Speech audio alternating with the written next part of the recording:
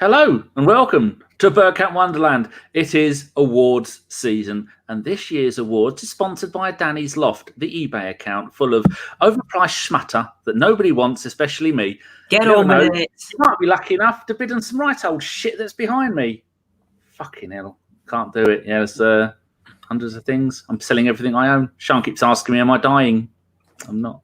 Get on with it. Well, don't. At least I've fucking voted.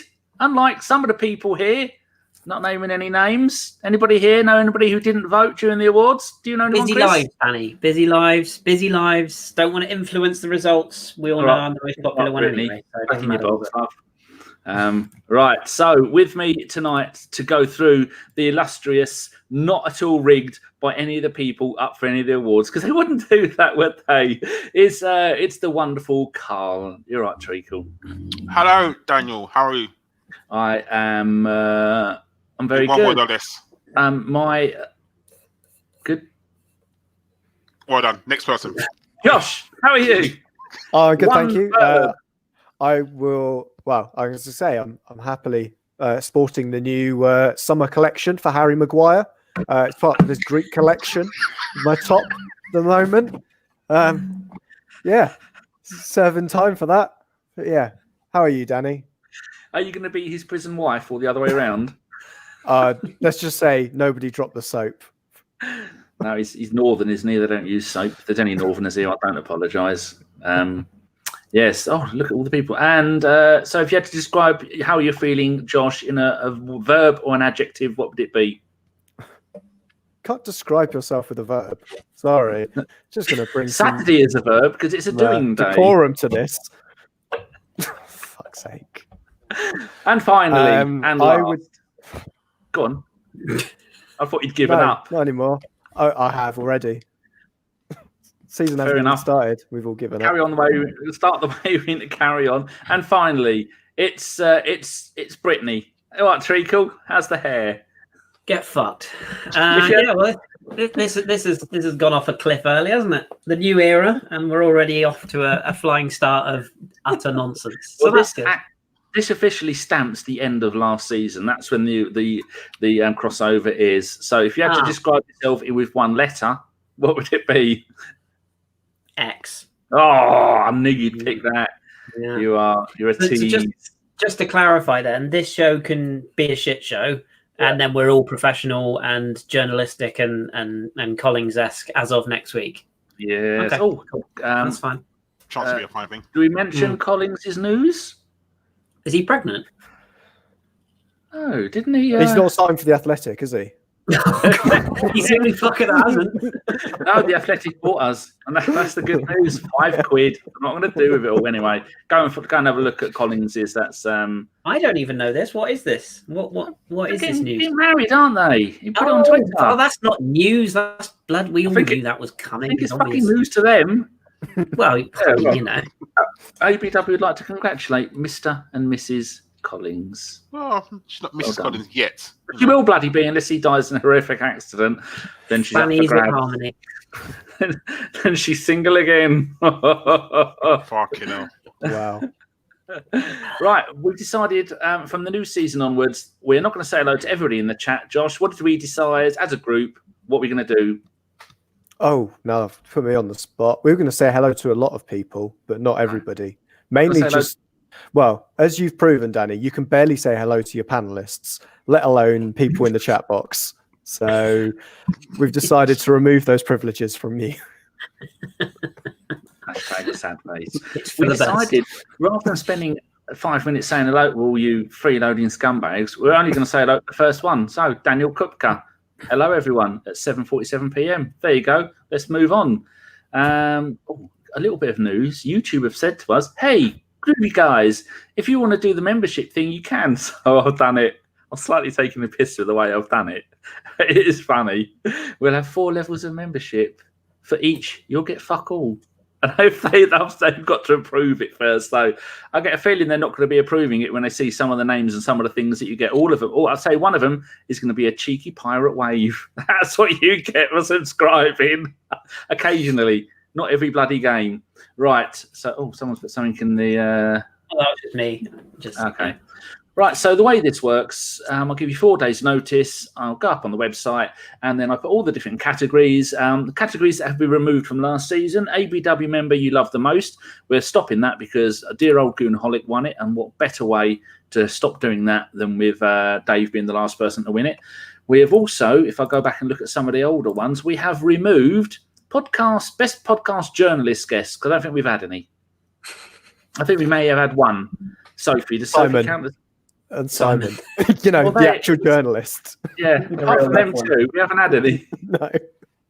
Well, there's no point if there's only a couple of people that have come on. I mean, on about proper journalists that aren't our mates, and so we haven't had any. So you could give it as an honorary to Matt Spiro the other day for his podcast with me. He's an actual journalist. I haven't listened to that yet. So okay, there you go, listeners. This is what we're dealing with, listeners. The guy who bangs on at us to produce Kim content, and he sits there and he tells me off for not voting in our awards. Can't even be bothered to listen to my fabulous work. Brilliant. I mean, that's it, really, isn't it? That's sums it up, doesn't it? That's it. Shut it down. There's no best podcast ex-pro celebrity guest. That's 2 years in a row. We've been too fucking lazy to get anyone. And that's after Rami won it 3 years in a row. And one before that was Matt Lucas. So what else have we done? Should say the ones that have the Prediction League is cancelled because you're all useless fuckers. And the last person to win that was Dom in 2016-17. And the next season it was abandoned, and the next 3 is cancelled because trying to get blood out of a stone. But ones that have gone on, the ABW Members Fantasy Premier League. Back-to-back wins for Jeff Hurler-Frunden with his sudsy bubbles. He's won it again. Well done, Jeff. Take a bow. Yes. The standard one that all you freeloading scumbags are allowed to enter into. It was won by Warren D'Souza with Pepe Don't Preach. Well done, sir. Take a bow. Right, so then let's have a look at the Arsenal Player of the Year award. Going backwards. Last year, Lacazette, Ramsey, Sanchez, Ozil, Sanchez again. And so I'm just going to do a little quick reload and see if any more of you people have been kind enough to try and rig it. First place, Pierre-Emerick Aubameyang with 39%. Do we all agree with that? Well, the rating says yes, then yeah. Yeah. That's democracy for you. We all agree. No, who did you vote for, Karl? Aubameyang. Me too. Oh, did you vote for more than one? Because you can vote for 3. No, I voted for one person because that is democracy. You don't vote for 3 people, you vote for 1. That's the bottom line. Josh, how many did you vote for? 3. Who did you vote for? Now there's the question. I'm going to go and open it up, and hopefully it tells me who I did vote for. It does, one of them was Aubameyang. Yes. Then I think I went for Leno. That's who I voted for. And then there was another in there. I want to say it was Xhaka. Oh, I voted Tierney. Fair enough. Has it brought it up yet? So, first place, Aubameyang. Second place, Bernd Leno. Third place, Xhaka. Fourth place, Tierney. Fifth place, Martinez. Somehow, Xhaka got 6th place. He got more votes than Martinelli. I often wonder if you people know what you're doing. You obviously don't. Kris, in an alternate reality, if you would have bothered to vote, who would you have voted for? Well, if you'd bother to refresh your page, you would know that I have voted. So once again, go fuck yourself. Who did you vote for? Cedric Suarez. Oh, that's a surprise move. Any particular reason? Well, I mean, he's clearly the best player at the club. So, you know. Well, you didn't vote for him because he's had no votes. Well, I literally just have done it. So you're there you go, one vote. There you go. I should go and. How can he have one vote when he's got? Oh no, okay, yeah, there he is. Nearly top goal scorer. Right. So in the real world, there is only one answer to that question, and it is our Lord and Savior and Captain. So yeah, there you go. If you want to realize. Xhaka. Oh God. Oh, Femster let us down. By the way, Femster says, by the way, I voted the wrong way round. So you will see a vote for Alba as the worst player of the year. It was me. Can I ask a question before you go on? Yeah. You mentioned the Fantasy Premier League. I've decided I'm going to go hard this year. I presume we are running it again this year. Oh, yes. Is Josh going to be admin of that, or do I set up a league, or do you set up a league? Or I've been meaning to do it. The last thing I did was asked OG, because OG's left, if he wanted to come in and be part of it, because to try and retain his title. And he said, sounds like a great idea. No, that's what Can he'd we say. still have that rule as in no Spurs players? Yeah, absolutely. Collins, let's call a spade a spade. And Carl. hashtag fuck Ellis. Yeah, well, but Ellis is prone for an odd Son or Kane in his team. Yeah, in a week. It's Ellis. It doesn't really count, does it? I'm pretty sure Simon's so big time Charlie now that he's got some other youth kid running his account for him now. He plays FIFA with Orny until the early hours of the morning and the night. So I heard for next season that it's going to be the Collins and Ornstein team. It's just Ornstein. I can never remember which way around that goes. No, here you go. Archie sums it up. No sentiment in fantasy league. Absolutely. I don't have Man City, Chelsea, Man United, Spurs.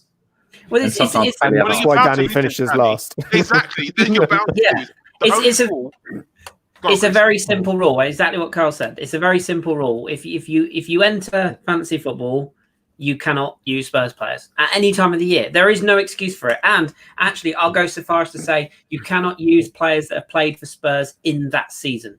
So even if they transfer in January or ever, just no, they're tainted. You can't have them. See me when Harry Kane goes to Man United because they can't pay for the stadium. Yeah, exactly. Okay. Then you can't have Man United's Harry Kane. No. Does that mean I'm out already? I've got Cole Walker Peters in my team. Yeah, you're already eliminated. So there you go. Out you go. No, technically, because he hasn't played for them that season, has he? So he's all right. True. I think maybe the chat has to vote on this, but I mean, I'm saying no Spurs players, definitely no active Spurs players. That's hard and fast. And you are not entitled to be even in the league if you pick any Spurs players. You cannot be in. Are you going to set it up, Danny, or was that a? I think you'll find, Chris, that 3 seasons ago I actually won it with GFP's Angels. You want some kind of medal for this? Football. I won it. I don't see your name on there. I just see me, Simon, and Jeff, who are obviously the two best. Hang on. Let's just wait for the people who give a fuck. That's that. So you're gonna set it up, and I'll pick a team later on. Have you already picked a team, Josh? You're well ahead of the game. Yeah, well, it's because some idiot thought that the season started this weekend, and then I was like, no, it doesn't. Still got 2 fucking weeks. But that's the problem. We've got a transfer window until October. How are we going to do that? I suppose we just have to go with our gut and keep your wild card until week 5. Good shout. Good shout. So when can I transfer in Messi into my fantasy football league for Arsenal? When he signs for Barnet, yeah. You have to do the nationwide league fantasy football. So my tactics are pick a team at the beginning and then ignore it for the rest of the season. And so far, it's not been working out for me. I wonder why, Danny. I know it's not so right. So people in the chat, if you want to join the fantasy league, Danny will set up the league and then I guess tweet out the code to join. Danny, that's usually how it works. We did do a tweet recently, and I put the thing in there, but we tweet so much nonsense. I've got no idea where it went. What, the code? You've already set the league up. Who's we? No, you auto renew the one that everybody can be in. Okay, because I'm going to set up a private league this year and only invite my friends. So just sort of Josh and Karl, basically. Yeah. But I get your point, though. I might invite you because you're basically an easy 3 points. So. We play against each other. Yeah, well, you do like head-to-heads in the private leagues, I think. But yeah. Anyway, I've sabotaged that part of the podcast. I'm sorry, dear listener. Yeah, I'm just looking through our old. I shall carry on looking through our old tweets in a minute. Right. They didn't put anything interesting. No, they haven't. Right. The next award is going to go for the. Oh, my screen's so big now; it's too big. Is the? I forgot to say that first award, the Player of the Season, is now the Goonaholic Player of the Season award. So that's now been named after him because David only had good things to say about everybody. The next award is the Lord Hillwood Worst Player of the Season award because Steve loved to point out how shit most players were. It was on 197 votes. A little bit of a no one's fucking bothered voting, have they? Right, previous winners of the. I don't think we had a. No, it's a new category. We've never had a Worst Player of the Season award. So in third place, Sayed Kolasinac with 16%. He was pretty bad. How was Mkhitaryan flipping got 42 votes and he hasn't played for us this season? He did play for us this season. He started the first game. So did Monreal. Really? So in one game, people have this. How many people? 42 people have decided that Henrik Mkhitaryan after one game was the worst player we had this season. He was so bad we sent him to Rome. There's only 2 people that had no votes. And that was Mainsley and Martinelli. That sounds about right. Well, that's because they've heard about Mainsley's mum. She'd be around there throwing fists at people. Back to you. What idiot voted for Aubameyang? Oh, there's 4 idiots voted for Aubameyang. Femi was one of them because he got them the wrong way around. He thought he was the best player of the season. So, second place is Chris's favourite, number 29, Matthew Guendouzi, with 17% and 70 votes. Chris, how does that make you feel? It just shows the lack of intelligence of our listeners, really, doesn't it? To be honest. But you know what it is. Yvonne is here. Hello, Yvonne. I wasn't aimed at Yvonne. Don't make this about. Don't make it like I'm calling Yvonne out. That's harsh. I didn't mean that. I'm just looking at the chat because I'm going from window to window, and people are saying, "Hello, so there we go." All right. So, and then in first place, number 10, Mesut Ozil. That is the last thing he is ever going to win as an Arsenal player. What do you think to the voting, Josh? Are you saddened? Well, I feel like to be worst player of the season, like Karl's kind of said, you got to play some games. And Mesut Ozil didn't really play many games for us, so I'm not sure he'd be the worst.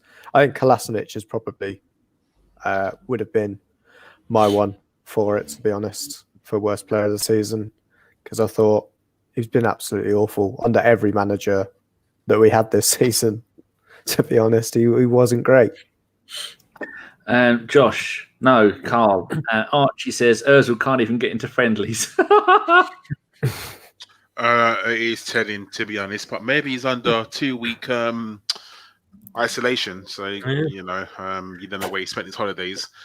So I think we could talk for hours on the Ozil situation, and there's no point. He's just every manager this season hasn't fancied him, so there's got to be a reason for it. Like Josh said, you got to kind of play some games to be the worst, and he's just not in the squad. And I very much doubt we'll see him very often this season because I don't think he'll play much. Going to end in tears. Who did you vote for, Chris? Mesut, unfortunately. It kind of hurts me to say that, but it is what it is. He's not playing football, so he has to be kind of our worst player by default. Who did you vote for, Karl? Guendouzi. This is a prick. Josh, who did you pick? I voted for Mkhitaryan because I thought it'd be funny because I remembered he played a game at the beginning of the season. I'm going to be a hipster. And it wasn't going to be Nacho because I love Nacho too much. So yeah. Well, I voted Ozil, Guendouzi, Mkhitaryan as well. Oh dear. Right, the next award is the Best Podcast Guest Award. 255 votes. If it's changed, no, it was still 255. Previous seasons for the Best Podcast Guest is Lana won it last year with 18%. Gav won it before that with 15%. Gav before that with 25%.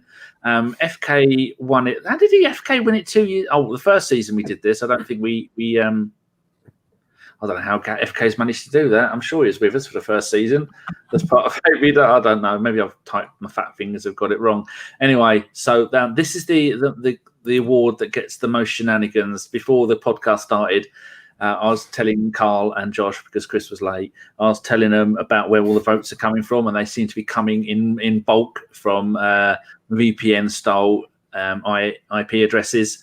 And so I'm going to go down to 5th place. Actually, no, we're going to start with... where should I start from? We'll go 1, 2, 3, 4, 5, 6, 7. 8th place is Raj.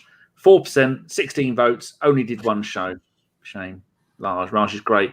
And then it's Drew with 5% with 22 votes. Then it's Femi, 5% with 22 votes.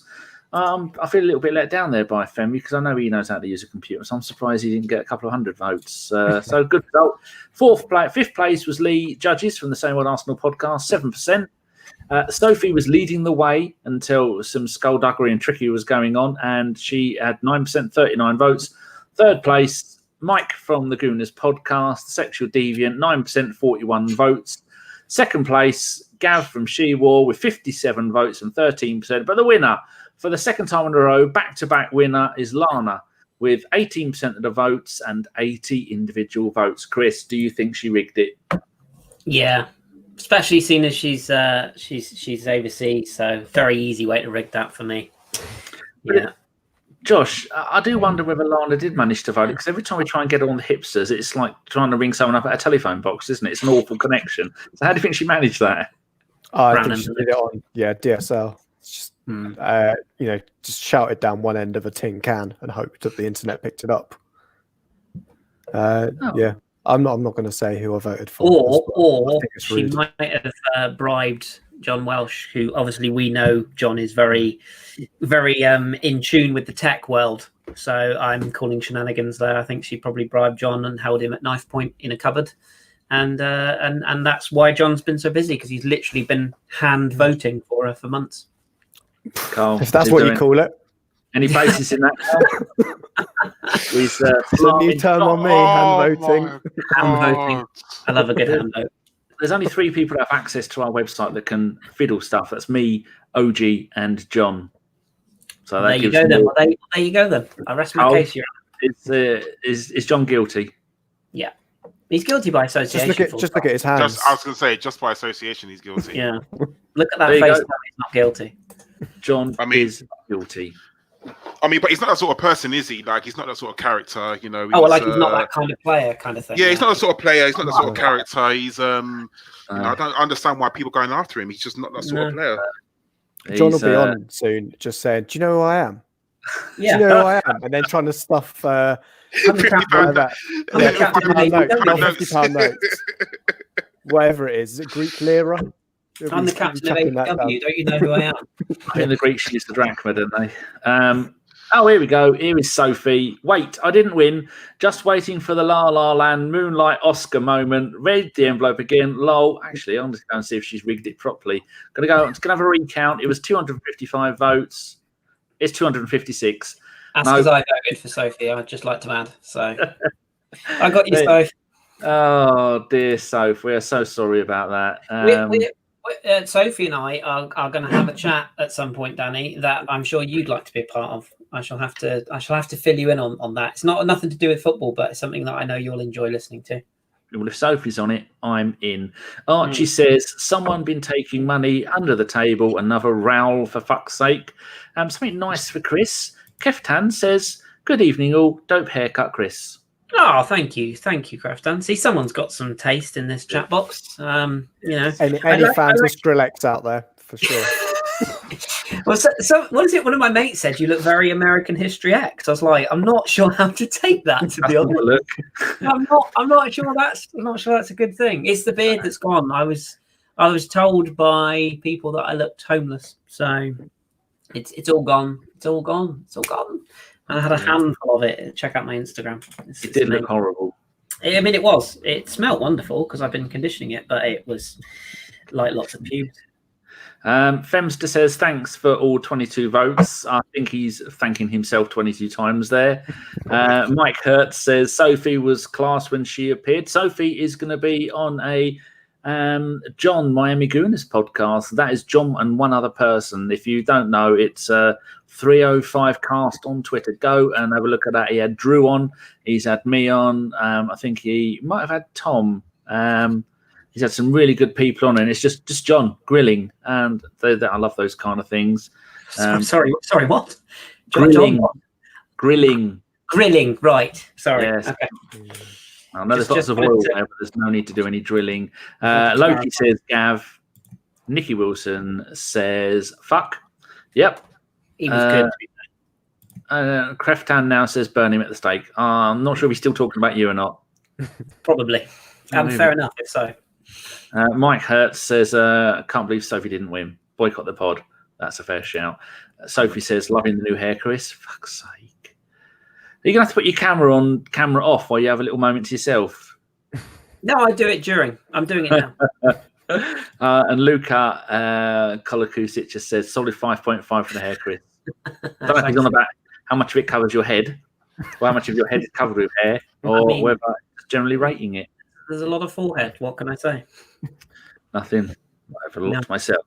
I'm still nowhere near the levels of mercury that Josh is, though. I'm still quite jealous of that. That's a strong look, and I can't compete with that. Right. It's taking me longer and longer to wash my face. That's all I can say. Wait, another award that is new for this season is the Arsenal Villain of the Season award. You could pick one. In third place, Spurs, just for being Spursy, #Spursy. They got 20 votes and 10%. Second place, which I'm quite gutted about, Mesut Ozil, 35 votes and 18%. But the winner, which is the only thing this bloke will also ever win at this club, is Unai Emery, 34% of the votes and 67 votes. Karl, did you vote for Emery?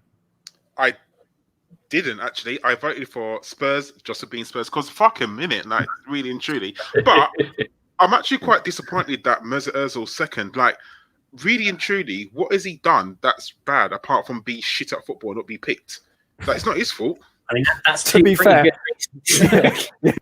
At a football club, I put that as the role of professional footballer. Being shit at football isn't really a great and ringing endorsement. Well, that's not his fault. He's fallen from grace. I don't know. Maybe it's his fault. But if I did have another vote, it would have been Unai Emery, because that man absolutely done what John Walsh does to girls on Friday nights, ruined us. Sunday nights, Saturday. All right. No, he from the beginning of the previous season, 2018, 2019, he wasn't good for us, and then beginning of this season destroyed us. So he definitely deserved to win. Kris, who did you vote for? VAR. I say it's controversial because for me that was a clear winner, except the Spursy, because I kind of get that. But VAR for me, I mean, we got how many? We got fucked more times than well. But yeah, I mean, we did have quite a few go against us, didn't we? If you look back at the catalogue, Jorginho springs to mind. That twat who chopped Pepe in half at West Ham. What was the other one? There was another one. All the penalties that Man United got when they were losing. Yeah, well, I mean, without those pens, Bruno Fernandes doesn't have a career, does he? Bless him. So, VAR for me was the one, because we got screwed over and over again with VAR. So. But on the flip side, we did have some good times. Like, I want to say Man United away, Aubameyang.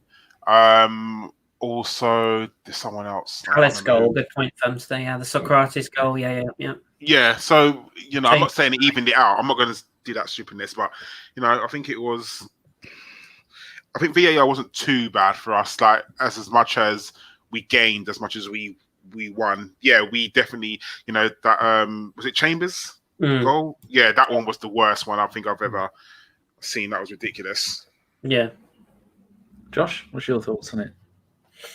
Well, I would have voted for Mike Riley, but and to be fair, there were two others that I think people would have known I definitely wouldn't have voted. I'd also like to know who the two absolute psychopaths that voted for Gunnosaurus. Because that's an absolute travesty. We need those IP addresses, Danny, and you need to hand those directly to the authorities. That's intending himself, isn't he? Yeah, he might be. And there's a lot of hard drives to go through at Danny's place. Oh God, no, that's not. That's not though. But I voted for Unai because I think he was the bigged villain. Because as much as people could, have a go at the Cronkies, at least they fucking sacked him. I've had a look at the IP address for Gunnosaurus photo. One was at wanadoo.fr, typical French, probably wanted to eat him. And the other one was 67.83.0. So, what's your IP address, Danny? I don't have one. I have the internet. 10. I'm going to blame John again, I think, to be honest. It's the default mechanism. It's blame John.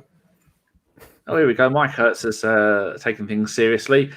Question for the chat room. Oh, he's asking everybody. Did Ozil deserve the wage based on his football or his marketability when he signed the new deal, in your opinion? Someone want to answer that? A little from column A, a little from column B? Marketability, because some of that is his image rights. We bought them from him. So, yeah, bit of both. Yes. Go on, Danny. You know you're on the show, right?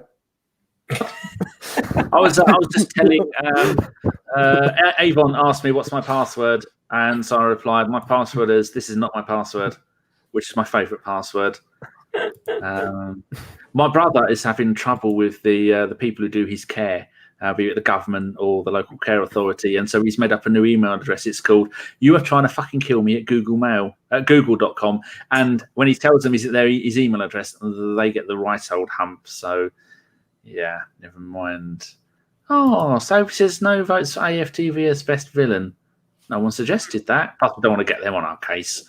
We don't want Robbie coming around here and his Luton kit kicking off, do we? That wouldn't be right at all. Although there's loads of pictures of Robbie back in the ancient days wearing Arsenal kits. I'm being mean. No, we don't really care about what they do. If you want to pay me that much money, I'll do exactly the same thing. Kris, will you dress up as a part? Oh, too late. Right. Anybody got any further things to say about the vote for the? I don't need that up anymore, do I? I've grasped on it with someone in France. Fill end of the season, winner, Unai Emery. Well, there you go. I doubt very much you'll be winning that back to back. The next award is Game of the back to serious ones. Game of the Season award. Last season it was the 4-2 v Spurs. One before that, we beat Spurs 2-0. Before that, we beat Chelsea 2-1 in the FA Cup final. One before that, beat Man United 3-0 in the Premier League. That's fake news. That never happened. And the one before that was the 4-0 win against Aston Villa in the FA Cup final. So, in third place with 6 votes, Liverpool 5, Arsenal 5. I'm not sure that was a game of the season, but this is what I asked you people for ideas, and this is what you gave me. This is what I'm working with. Second place, the FA Cup semi-final, a genuinely magnificent game, 43 votes, Arsenal 2, Man City 0, and the winner with 68% and 130 votes, Arsenal 2, Chelsea 1. Kris, any surprise of any of those? No, to be honest with you. I think, the standout one for me was the winner. So... yeah, no, I can stand by these votes. I'm surprised, Karl. I'm surprised the Liverpool win didn't get further up. It only got 5 votes for the 2-1 Premier League win against Liverpool, which I thought was magnificent. Me being one of them, because that's what I voted for. Because I thought that was an absolutely brilliant. I mean, Liverpool on some juggernaut of a ride, they were steamrolling, only to be met by the brick wall that is Arsenal. I thought it was a very good game. I mean, I didn't have much hopes for it. I'll be very honest with you, but it was a good game, and I'm just really surprised that we didn't take it up more votes. But it is what it is. Joshy boy, said, they know nothing. Yeah, I couldn't think of any of the games that happened pre-lockdown, other than maybe the 5-5. I don't think there were any. I think we were living in a simulation. They didn't actually happen. No, we didn't have that many good games before pre-lockdown. Yeah, because mainly Unai Emery was our manager. That's exactly why. So yeah, what can I say? I voted for the final. It made sense. As much as expectations of us not beating City, it was just funny to see Fat Frank cry afterwards, wasn't it? Tears and just dabbing him away with the croissant. Just... tears of lard. Have you answered your thoughts on this, Kris? I think you did, didn't you? Yeah. Anything interesting going on the world of pirate Snapchat? No, it's all quiet actually. I actually, to be perfectly honest with you, I was just looking up to see if the Chicago Fire game was on Sky later on, because I forgot it's their first home game at Soldier Field tonight. So I was just trying to find out if that was on. Soz. Excellent. No username required. I'll tell you 3 who that is. It's someone we like a lot. Has said, Danny, game of the season is not the same as performance of the season. 5-5 against Liverpool was an awesome game. There you go. Now, what did I call it? Yeah, it was a great game, but it's what we're judging on. Well, I mean, it's what we like. The FA Cup final is the stand-up one because it's what we're judging on in terms of what we've watched, isn't it? Like what we've enjoyed. Does that make sense? Yeah. Yeah. So it was an entertaining game without a doubt, but was it really a standout? Well, I'm going to go and do some research later and do a tweet that no one gives a damn about. I'm going to find out the last time that we beat Liverpool, Man City, Man United and Chelsea in the same season, because in the later Wenger days, it was all we couldn't beat the top five. I'm not including Spurs in that because they're not their shit. I would go back to probably the Invincible season, and that's what I think. I don't think before then we have... after then, that we've beaten all those in one season. No, it's because Chelsea were a proper club after them, weren't they? Before then, they were just like... Josh, can we... Sorry. When were Chelsea ever a proper club? They were bought for £1, for fuck's sake. Oh, that's true. So, true. Come on. Come on now. I still remember, as will Danny, as will Karl, Josh, probably a bit before your time, but I still remember when Arsenal went to Stamford Bridge and someone had to go and fetch the balls that bounced onto the car roofs behind the shed end if you kicked the ball over the goal, because they used to have cars parked behind the shed end goal. Danny, you remember that? I was parked there in my little blue nonce machine. Oh, great days. There you go. See? That's how much of a real club they are. Will GC 2000. Kris and Josh look like two teenagers trying to convince Danny and Karl that they are old enough to come into a nightclub. That's probably quite true, actually. Yeah, I'm definitely old. I've got a note from my mum. I'm 18. I think I'm nearly old enough to be Josh's dad. Actually, that's quite scary. That's the worrying thought for all of us. Yeah, although Josh does look in his late 40s, he's actually in his mid 20s, I think, aren't you? I thought he was 40. Mid is pushing it. Mid is doing a lot of service now. No, it's nearly the big 3-0. Nearly the big 3-0. Lord. Yes, Mike Hurt says, hit that like button, boys and girls. Yeah, you can do if you want. The more likes it gets, the more chance that we will have to put this nonsense onto other innocent people who don't know what they were looking for, who just searched for Arsenal and then got us. And imagine the scene. Imagine the disappointment when they come across it. Right. They're like, I'd really like to get some tactical insight and some real interest on stats and figures. And then you just got us four. Danny talking about his nonce machine. Yeah. Right.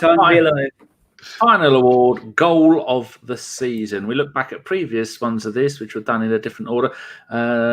Arsenal goal of the year. Last season, Ramsey in the 5-1 win at Fulham. Season before that, Ramsey with a 4-1 win at CSKA Moscow. Season before that, Giroud with a 2-0 win over Palace. Was that his scorpion kick? Yeah. Lovely. Year before that, Matty Flamini with a screamer away at Spurs in the League Cup. That still is stinging the people's hands just looking at it. And the first one was Aaron Ramsey in the 4-1 win against Galatasaray in the Champions League. What's that? That's the one he shinned in from about 40 yards. Champions League. I've heard of it. Sounds like made up nonsense. Right. We'll show some of the fun. I'm surprised that Pepe, his 2 free kicks against Victoria Guimaraes in the Europa League, between them, they got 1 vote. They were both brilliant. No. They were basic free kicks. They were just but they were brilliant free kicks, and it was the time they were scored in. But it was largely a terrible game in a terrible period of our season, and that's kind of the way you look at it, isn't it? Like if they'd have won an FA Cup final, we'd have felt quite differently about them compared to what we feel now. True. Oh, right. So Suarez, Kris, your player of the season, his goal against Norwich got 4 votes. I take it you was one of them. Legend, absolutely. It's only bettered by Kieran Tierney's shinner against Watford. That was a belter. But yeah, other than that, there was no better goal this season. In fact, in fifth place, Willock's goal against Liverpool, which people have easily forgotten how good that was. I loved it. It was a brilliant goal. Absolute banger. In 4th place, Arsenal being the Bants club that we are, Kamada, his goal against Arsenal for Eintracht Frankfurt that got Emery the sack. That got 11 votes. The third place, Lacazette in the 2-1 loss to Spurs. We won't talk about that. Martinelli was in second place in the 2-2 against Chelsea in the Premier League. Is that where he came on as a sub? No, he started. Yeah. Maybe I'm thinking of another one. And then yet another. Aubameyang, are you watching this? You've won all the awards. Aubameyang's second goal in the 2-1 FA Cup final win over Chelsea. 76 votes and 40% of the votes. Karl, what do you make of that? I voted for the Lacazette goal just because it's against Spurs. I don't think anyone knows my hatred of that club. Like, I actually hate them. Like, I know, I'm with you. With absolute passion. So if there's any, like, you know, when you go on Twitter and you see like any little poll and it's against Spurs, I couldn't care less who is gonna win the poll. As long as it's against Spurs, then I'm voting against them. Like, I actually hate that club, and I cannot wait for them to go out of business when they can't pay for their stadium, and Harry Kane is playing up front for Man United, and Daniel Levy is carted off to jail because the repo men are come to take that big cock off their roof. Coming up next week on ABW, Karl tells us how he really feels. Oh, I hate that club so much. It's unreal. No, Are you going to be watching that documentary when Mourinho is dropping C-bombs and everything? You know, the thing is, I was thinking about it, and I just thought, I don't want to give them airtime. That's I exactly don't want to give them any airtime. I don't want them. Just go on Twitter and just wait for all the memes to fall through like we have with Man City. So you'll kind of be able to watch it by default, but you'll be able to watch the select highlights. So, yeah, I think that'll be because we didn't beat them during that period that they were filming, did we? No. No. See, that would have been, wouldn't it? That would have been fantastic. Although we might get to laugh at them celebrating a draw against us. So maybe that will be on there. Perhaps levels. At least we get to see them sacking their most successful manager. Oh yeah, that's true. Of recent times, because he won all those trophies. Yeah. Shit. Oh yeah, nothing. Young Smith bloke who no one knows his first name. He's won more trophies at Arsenal than Harry Kane has won in his entire career. I mean, Harry Kane struggles to speak properly, let alone win trophies. So I mean, not really a big surprise that one, is it? So Sophie's off. Cheers, Soph. Unlucky for not winning. You had my vote. Cheers, Soph. Yes. Oh, they're talking about Willian and the free kicks, saying that winning his right foot, Pepe's left foot should have an advantage when it comes to free kicks. Oh, Michael in Sweden says, don't forget the Audi Cup. Oh, the Audi Cup. Yeah, there's that's all the heritage that goes with it as well. Let's not forget that. They're and they've retained it this year. Don't forget. I mean, that's big. That's big strides. So by default. Yeah, big strides. Excellent. What a fucking tin bob club! What tin bob twat of a club they are. Certainly are. Yeah, I mean, if they're counting that, Newcastle have got a cup every season because I think they still owe the what's the European Cup that you won a certificate for? Toto. That's the one. I think they're the reigning holders of that.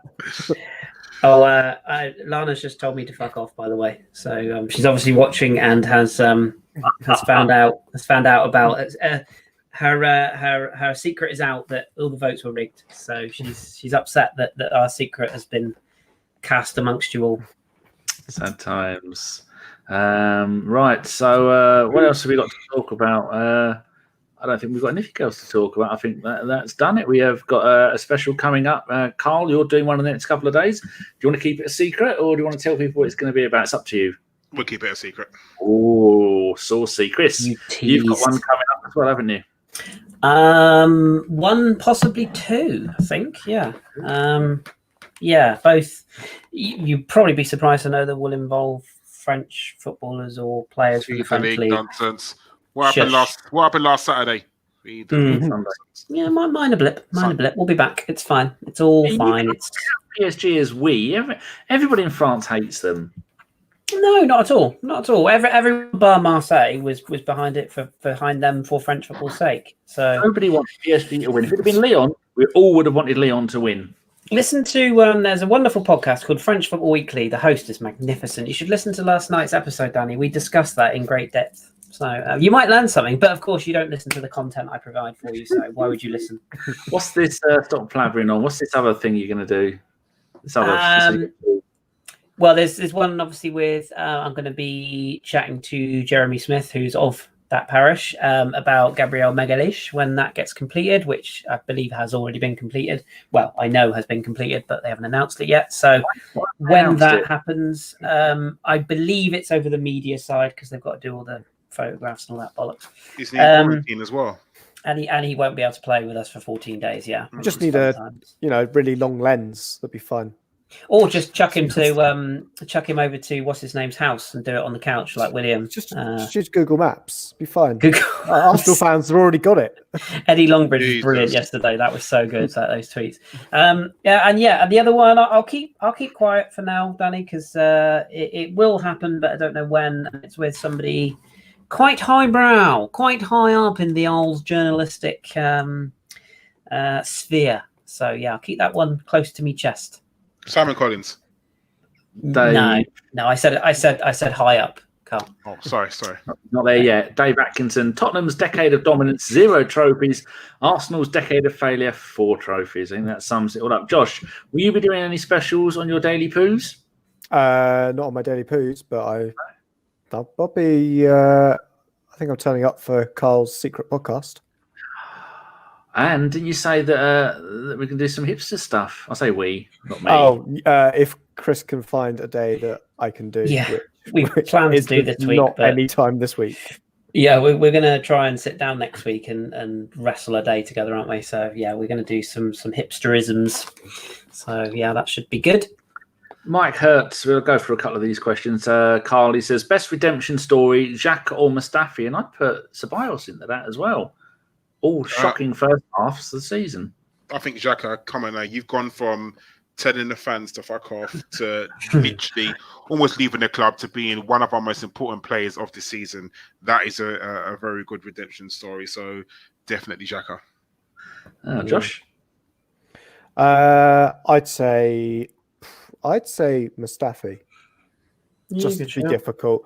I think the return, or just what we've seen from him in this time, I don't think many people would have said going into a cup final that we were going to miss Mustafi if you'd told them that would have been the case earlier in the season. And I think Xhaka completely was within his right to tell us to fuck off. Because we're twats. Speak for yourself. What do you think, Kris? Yeah, I think probably both of those two would be a fair shout, really. I mean, yeah, Xhaka was gone, really, wasn't he? Well, he was gone, and how he turned that around, and I think not just in his attitude, but his performances. Because talk is cheap, Anyone can say, "Oh yeah, sorry," and toe the party line, and maybe have a good PR team. If you go out there and you show it on the pitch, I think it takes a lot of bollocks to get out there and go and perform in front of people that essentially wanted your blood. Pun intended. See what I did there? Blood. But yeah, a lot of people wanted him out, and yeah, I was one of them. I freely admit I still think we could do better. Thiago Alcantara for one, but when you have that kind of Phoenix from the Flames moment, then you ride that wave, and fair play to him, I think, for that one. But Josh makes a good point, Mustafi as well. I think Xhaka's performances were more key than Mustafi's, but I think Mustafi he's at least got his reputation back. And to be fair, he took an awful lot of shit as well, and again didn't bite, just got on with it, hard work and improved. So fair play to him. And I'd pick Ceballos. He was going to be another shit loan. Turned out he was the key part of our season. Phil Macker asks, I think it's more of a statement. Is the funniest moment of the year when we found out Spurs had to play 3 games to get into the Europa League group stage, especially after Mourinho danced like a twat when he thought they'd already qualified, but they are going to have to play Red Star Parcels, a team from Wales that will get you 600 points in Scrabble, and I don't know, some team from out of Mongolia. It's hilarious, isn't it? They're going to get to pieces, Karl. Oh, I can't wait. I genuinely can't wait. And then half the squad gets coronavirus. No one dies, by the way. No, I don't want no one to die. But they want to self-isolate, and then they get fined from the league, miss 6 games, docked points. then they go down to the Championship, stadium repossessed, and then they have the Shite ground to share with Enfield Town. And then we get a new car park in North London. Oh, it'd be the dream, wouldn't it? Either you two got anything to say on Spurs and their qualifying round, third qualifying round for the Europa League group stage? The only thing I have to say about it is I love that meme, and forgive me, I don't know the artist's name. I don't know I'm not down with the kids, as they say, but there's that rapper who's sort of in the studio going, and then everyone always says that's Tottenham's first opponent in the in the qualifying rounds. So anyone who's down with the kids will know that meme. But yeah, I mean, it's just funny, isn't it? I think what will be the problem is that as much as I don't like to admit it, they'll get through those qualifying rounds even if they put out their under 12s. So unfortunately, we'll have to face the grim reality that they will make it through. But let's hope not. Let's hope that a few of them break limbs and never return to football ever again due to the shame of it. And Harry Kane's gonna get his ankle injury that he gets every. Oh yeah, of course, yeah, that one. We don't even know, do we? The draws have not been made. We don't know about European travel. I mean, I don't know where you can fly and where you can't fly anymore. I don't really understand the rules. I suppose they can go by road, but I don't know. It's weird. Well, they have already started doing the Europa League early stages. Celtic one the other night. Yeah, they've got quite a few of them have been done. Some of these teams, I swear, the names have been made. I won't even bore you with it. Josh, thoughts on that? Thoughts on Spurs? I don't really want to give them the airtime, to be honest. It's an Arsenal podcast. Beautiful. I went full hipster the other night, Danny. I watched Floriana of Malta play Dan Petrescu's CFR Cluj. Remember Dan Petrescu? Dan Petrescu, Sheffield Wednesday. I'm leaving Sheffield Wednesday. I want to go and play for Chelsea because Hullet is there. That's the Badger. Yeah. Watched them in the Maltese League on a plastic pitch. They lost 1-0, unfortunately. But, talking of Malta or Cyprus, Danielson's gone to Cyprus or Malta, hasn't he? I always get Sorry. Can we just go back? Talking of Malta or a completely different fucking country? No, they're lovely and warm. They're both small islands. He's got you there. I mean, yeah, I'll do it that much. Jesus. Yeah. He's gone there, which is amazing. Who's gone there? Danielson. How was he? What? He is now playing for Salima Wanderers, and they are from Malta. Yeah, I was going to say Salima's in Malta. Yeah. Yeah, they finished 5th last season or sometime before that. He is with the Brazilian legend Gabriel Duarte and the Ghanaian legend Neil Ashong. Oh, and the Italian legend Juri Cisotti. Bless there you. You go. So taking the league by storm there, which is John, another ex-Arsenal on the move. John Terrell signed for Birmingham today as well. Didn't he play for them before? He did. We sent him on loan there, I think. He was on loan there, yeah, and he's just gone from Hull, was it? He was at before? Yeah, and he can join Mainsley in the Midlands. Oh, good. Mainsley if we need to talk about that. Good times. Lucas makes an interesting point. How a lot of Arsenal players had kids 9 months after Emery got sacked. Yes, I think we'll say nothing about that. Do you know what we should say something about? Go on. That our captain has never been arrested. I just want to put that out there, just in case anybody is wondering. That our captain has lifted the FA Cup. Other captains have to lift himself off the floor of a jail cell. And then try and write his way out. That's also the same for another captain in North London, isn't it? I think it might. One that might not have been that one. Yeah, that one. Yeah, the one that and the stuff and the things and the yeah, that one. Yeah. I have a feeling that Harry Maguire's issues will be very quietly swept under a nearby rug. Don't you all? I have a feeling. A bit like another ex-Man United centre-back who was caught doing, what was it, 140 miles an hour on the A27? Was that the same one? Was that the same one that often is quite crap at punditry and likes a little sniff of certain substances? Allegedly? Well, the only 6 bans, one for drink driving, and still allowed to go. again. Imagine if you had a license, Chris, and you did that, you'd be locked up with Maguire and John. Giving me a license is the worst idea ever. But yeah, exactly. I mean, yeah. So now for him, to be fair, Ollie will always be at the wheel, never him. Hey, I see what you did there. Finally, before we go, Archie says thoughts on Ainsley. Karl, what do you think? Are you sad if he goes? I'll be honest with you. The thing is, as I'm going to speak, I know what Josh's reply is going to be, so I'm going to say it anyway. I think it's a mistake letting him go because I think every single team needs a squad player, a player that can genuinely play in any position at the time of need.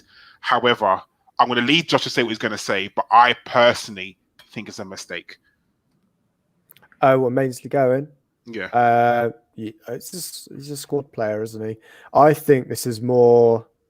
As much as I'd like to keep him, I'm pretty sure he probably wants to play a bit of football. And we've got 2 right backs in Bellerin and Cedric. So he's not going to play there.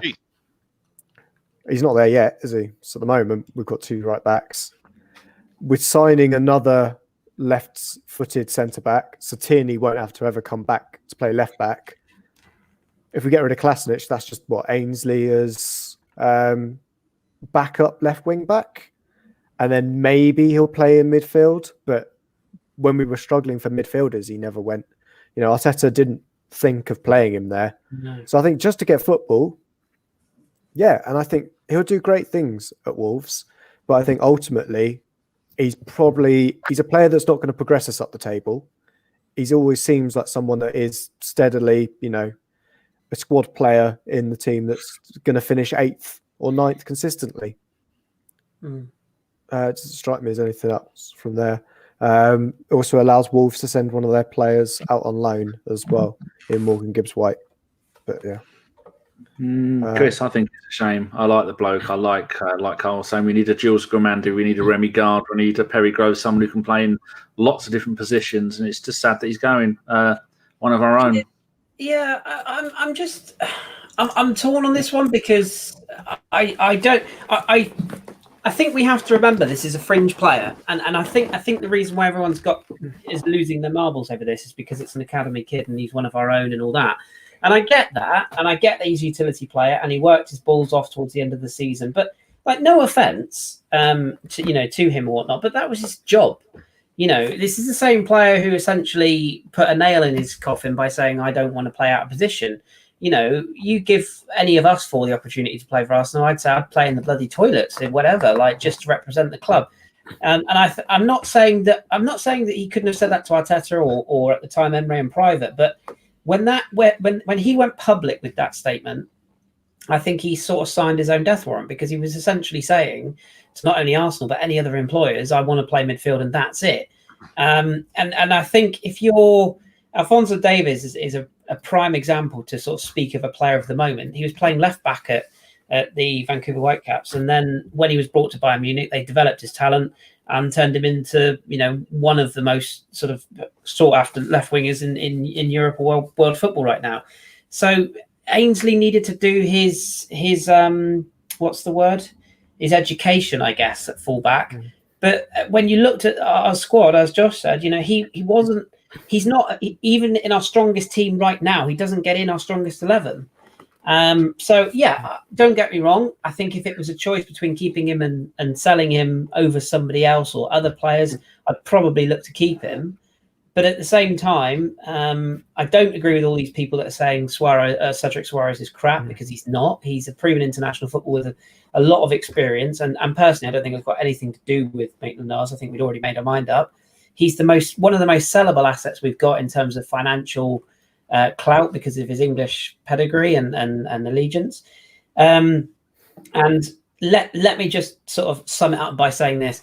If we sell Ainsley Maitland-Niles and either one of Thiago, unlikely, but Houssam Aouar or Thomas Partey or another high-profile midfielder is in our midfield next year, nobody will give a monkey's 2 games in. Nobody.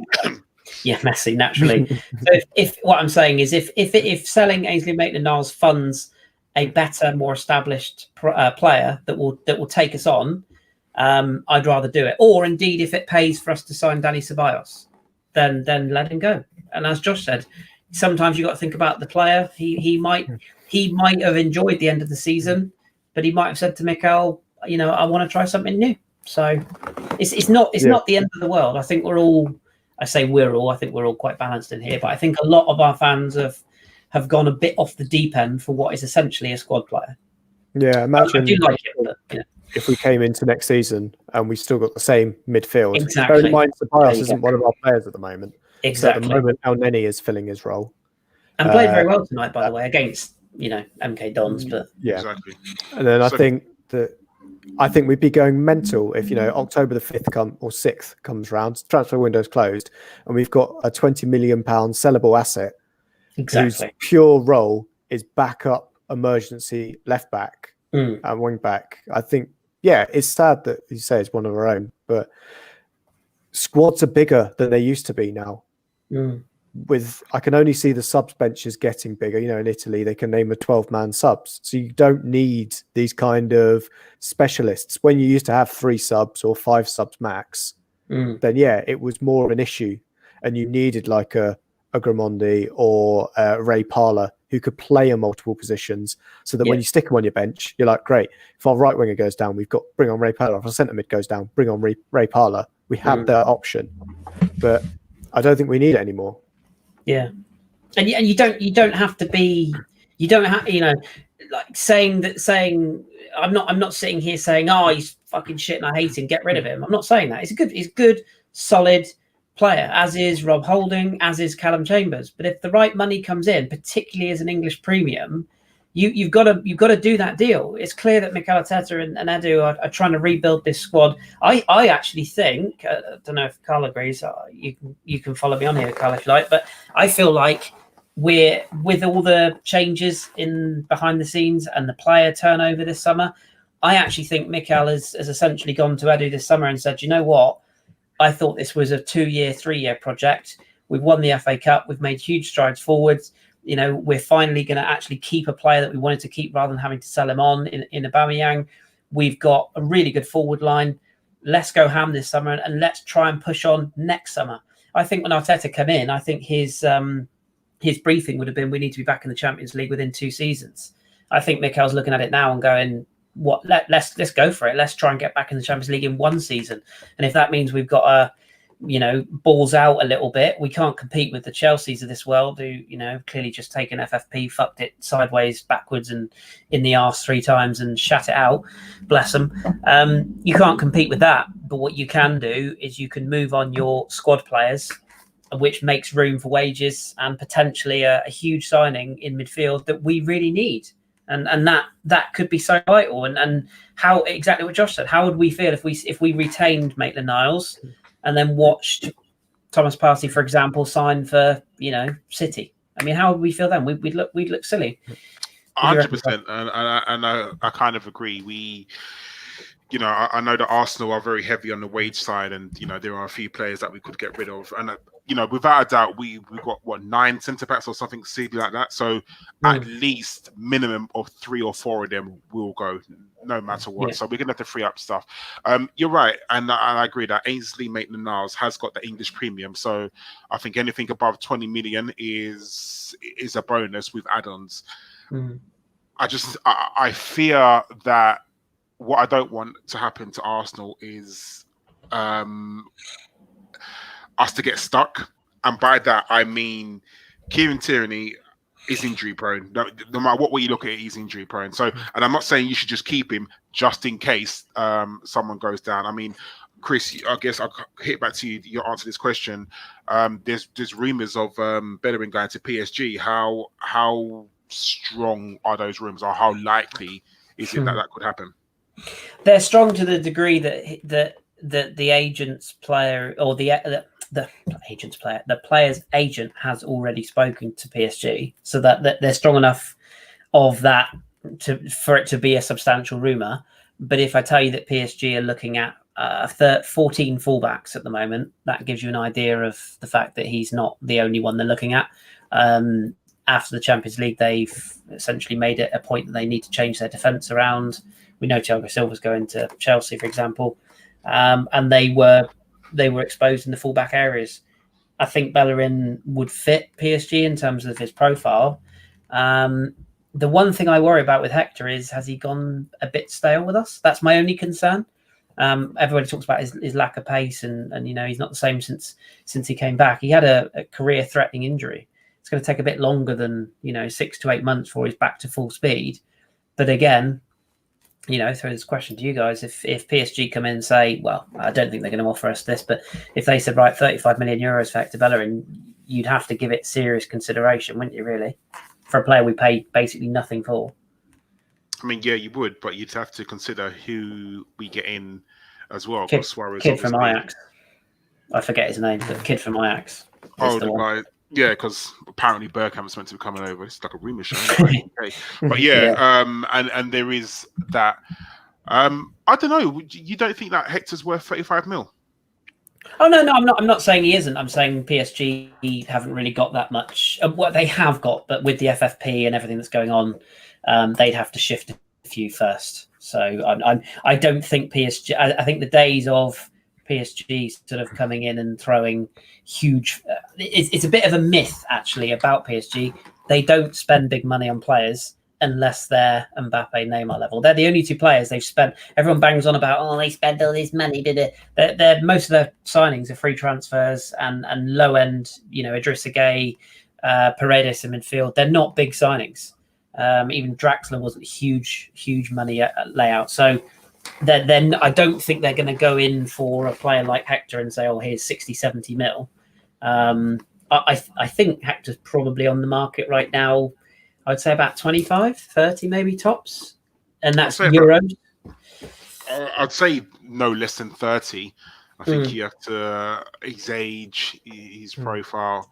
The injuries, that's the thing, isn't it? You're getting a guarantee of. I mean, unfortunately, there is that. I just think that selling Hector, one, I wouldn't be too mad at, if that makes sense.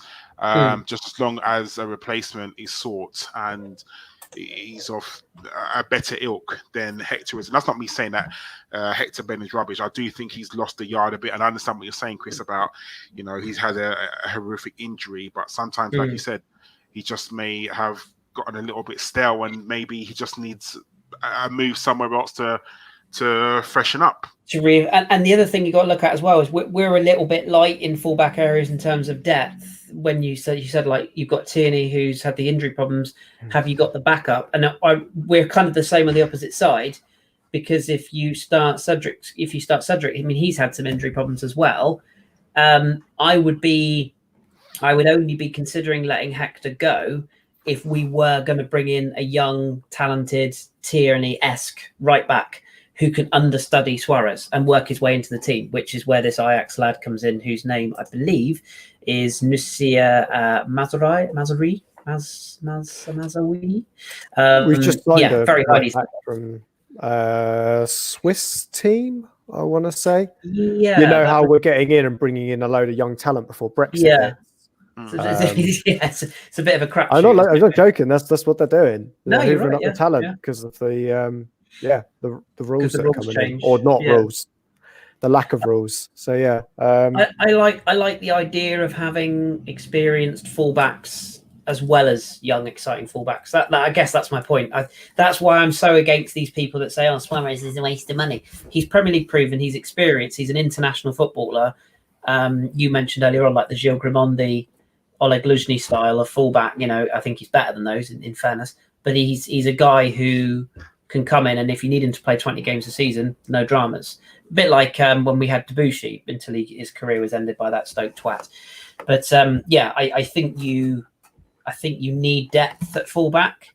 But when I say depth, you don't just need two youngsters who are going to get rinsed. You need your first choice, a la Tierney, and then you need somebody, like you said with Maitland-Niles or Saka, who can play that, who can come in and do the job as an understudy, who's got a bit more experience. Probably why we signed Lichtsteiner. I know that didn't work out, but that kind of age profile player who can come in and do a job when needed. We don't really have that if we let Hector go, because he's got to be one of our most experienced players now, I guess. Thinking about it. So didn't Xhaka play right back a few times for us at one point? No, he played left back. Oh yeah, of course he did. Yeah. in terms of right back, it was Mustafi and Sokratis played right back for us when Arteta joined. I think he played a couple of games for us there. But yeah, he's not like a long-term solution. There's other people we should be looking to kind of move on. It's just at the moment, I know there's players that we kind of say we want to get rid of, like the likes of Kolasinac. Well, at the moment, whilst he's still here, he's our backup left back. Yeah, we need him until we can shift him. Then go in for Jamal Lewis. But and to be honest, with Kolasinac, if we're staying with the back three, he's probably still got a use because that's the position he plays, left wing back. So if we are actually going to stick with the back three, don't get me wrong, I'm not saying he's Garrincha, but he's not. I mean, he wouldn't be because Garrincha's a right-sided player anyway. But you take my point.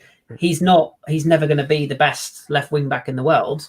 But what he is good at is get down the byline, cut it back. So if we're going to play three at the back and play Kolasinac as an actual attacking left wing back, then you probably keep him. But, so then who of the centre backs do we get rid of? I mean, I know there's a plethora of people. I mean, if I was to give my choice, I would say Holding, Mustafi, and Sokratis. Those three they've got to go. That's just my personal opinion. I think we should keep Chambers just because I think Chambers is a bit more versatile than Holding is. And people keep saying, Holding needs a loan or he needs this and that. Holding's like 25 years old. At 25 years old, you should kind of, have kind of bedded down your position. So I think that giving, Holding a loan, I'm not saying he's a bad player. I just don't think he's personally good enough to play for Arsenal, and I would much rather, if it was an either or out of Chambers and Holding, I personally would rather keep Chambers. What about you, Josh? I'd get rid of Sokratis, and then just generally looking at our squad in terms of centre backs, I probably wouldn't look to move anyone else on unless a bid came in for them. Like I wouldn't actively try and sell Rob Holding. I wouldn't actively try and sell Callum Chambers. Again, the same with Mustafi. I'm of the opinion that if Mustafi gives us a great season, he is playing for a new contract. Is at that kind of level. The resurgence we've seen from him under Arteta, if he can be consistent for another 6 to 8 months, then I'd look to be dangling the carrot of a new contract to him anyway. At 28, 29. So I'd be. I don't think I'd let go any other centre backs. I think just where we are in transition, Saliba, as great as he is, so said, young kid, needs to bed into the league. Same with Gabriel, needs to bed into the league. So we need those experienced heads behind them in the squad. Sokratis, again, I can see him happily going, but David Luiz, I think, that's why we've given him the extra year, so he can help these young guys bed in at centre-back. And then Rob Holding and Chambers, established centre-back pairing. Hopefully both of them can get back to where they were in terms of full fitness. And if we're going to go for three at the back as well, we're going to need the extra cover. That we're going to need that many centre-backs, unfortunately. I don't know if we need as many as we got. Like, personally, I think if we are playing three at the back, you can, like you said, you can only play three at a time. And yes, it's a long season, and I totally get that. But if you think we play Luiz, Saliba, Gabriel, or Holding, or Chambers, or Mustafi, like, for me, there's still a bit too many. And if we want to free up wages, I think looking at the centre backs and where they are, I think that's the place to go. I personally wouldn't want to run the risk of Mustafi leaving on a 3. I mean, yeah. Oh, sorry, you're right. Jeffrey O'Hara just said, don't forget Pablo Mari as well. Totally forgot about him as well. So, I personally wouldn't want to run the risk of Mustafi leaving for free. If we can get 20 mil, 15 mil for Mustafi, do you kind of cut your losses now and take it? Nobody's going to buy him when he's injured, though, are they? That's the thing. I think it's because we've got, not including Gabriel, we've got 7 centre backs. If we include Gabriel, we've got 8, 2 of which are left-sided centre backs. So we know that they're like the untouchable from a the point of view of Arteta. One, because we've only just signed them in both the transfer windows. If you believe Arsenal's admin when they put out tweets to say we've just signed Pablo Mari, then you've got, as you say, you've got Mustafi who's out injured, and then it's Callum Chambers, Rob Holding, and Sokratis. I think it's any of those. It's two of that I'd let go. Sokratis being because he's out of contract at the end of the season, next season. So is Mustafi. So they're the kind of prime ones that you kind of look to get rid of. And then it's Chambers and Holding. Holding's learning a new position. Chambers is coming back from injury. It's again, if someone comes in with a decent bid for them, then yeah, I've got no trouble getting rid of them. But I think our youth team is probably about a season away from promoting someone into it. I think that's the other problem with, well, I think some people have seen them tonight, haven't they? We've got Mark McGuinness, I think, was part of the squad against McDonald's. Can he be the new Irish legend as well, please? Yeah. Because that name's brilliant. We've got the kid we got from Spurs as well, Sol Campbell 2.0. I think what is it? And all those other things, we just picked those up because we've got so many of the under 23s have come through to the first team, and half those players, like we've got a kid from Norway who's from Rwanda. None of these people are getting really good at the club. I'm just looking at that injury record now. I'm just looking at the Arsenal.com update. So Shkodran Mustafi is aiming to return to full training in October. So that's return to full training in October, which means he's realistically not going to kick a ball realistically this calendar year, at best December. So you ain't selling him. Pablo Mari is due to return to full training in September. So again, he's probably the furthest ahead of the batch, and you'd imagine that he'd be ready to play, mid-October, early November. And when I say ready to play, I don't mean on the bench in case we need you for 10 minutes. I mean back fully at it, ready to go. And Callum Chambers, this one's the most interesting, continues to work hard on rehab in medical terms, aiming to be back in full training as soon as possible this calendar year. So they're not even willing to put a month on it. So again, to me, that says that Chambers, if he's going to move, you're probably looking at the January window, because he's realistically not going to be available for selection until then.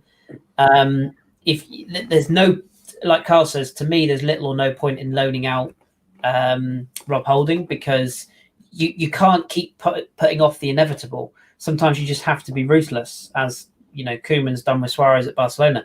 Sometimes you just have to come in and say, we like you, great guy, but it's not been the same since your injury. We've got to let you go, because if you just loan him, then you're just loaning him, and you just got the same problem again next summer. I feel like Sokratis will go. I think he's the sort of guy who'd quite happily stick around, but I think we'll get money for him. And as Karl said, I think Holding's the obvious one to sell, English pedigree again. I think Leeds are interested.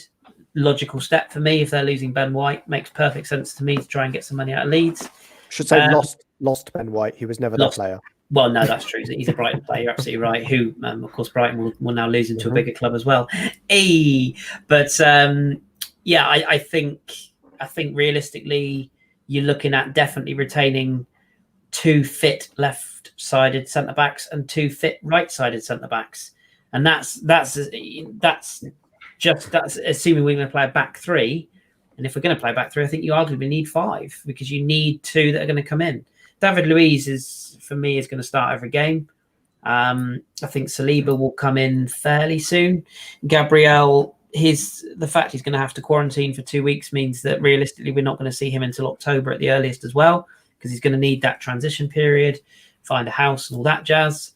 So I think we go into the season with Luiz and Saliba and probably Tierney. And then that's why I'm not be surprised if we let Kolasinac go at this stage, because there isn't another left back, is there? So, everyone says we've got 743 centre backs, and yeah, we have, but 3 of them are not sellable right now at all, under any circumstances. Sure. Oh, Do you want to come in then, Karl? Sorry, I kind of waffled then. I think Karl's forgotten. Yeah, to say. No, there's only one more question I really want to ask Chris, and that's regarding the Lyon midfielder. I think you know who I'm talking about.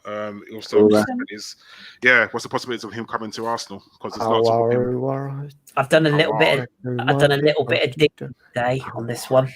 Look how devious he looks like. I've refused to get excited about this because last time I got to be fair, last time I got really excited about a Lyon player. We signed my pride and joy in Alex Lacazette, but this one is a lot further down the line than I think a lot of people realise, which excites me but also scares me, because the problem you've got with this deal is that unlike Gabriel, where Ole Solskjaer decided to go, Arsenal signing someone. Who's that? Could we have a no? Okay. I've heard rumblings in Greece. We might need a centre back. We might need a centre back. Quality, but unlike that one, we are competing with elite heavyweights. If our Lyon have basically said, or their sporting director Juninho has said that players are for sale. Their manager has essentially he kind of moved to deny that, or sort of say, well, actually, we're not 100% sure about whether they're going to go. But I think, we all know Lyon's business model: sell them at the highest value, at the best opportunity to sell. And Aouar, I think, he'd be quite happy to stay there. But he's We've had two discussions with Lyon's people now, but that's what kind of got me excited, because I heard the first talk about Arteta's or Edu's been in touch, and I was like, obviously we're going to be in touch with people, but apparently it's now led to two discussions. So we're obviously keen. What worries me is that Man City and Juve are the other two that are in the picture, and my concern is if we get into a bidding war, then we're fucked. I mean, it's not going to happen. But I think if we move fast, I think it's a deal we could do. And he would be brilliant. Him in a midfield with the likes of a Xhaka or a Ceballos, I think would be fantastic. And make no mistake about it, he's a brilliantly talented player. Everyone got excited about Nabil Fekir when we were looking at him. Aouar's probably technically a better player than Fekir. Slightly different role, but he would be wonderful. He really would. And part of me doesn't want us to sign him, because I can't deal with Steve McManaman mispronouncing his name every week.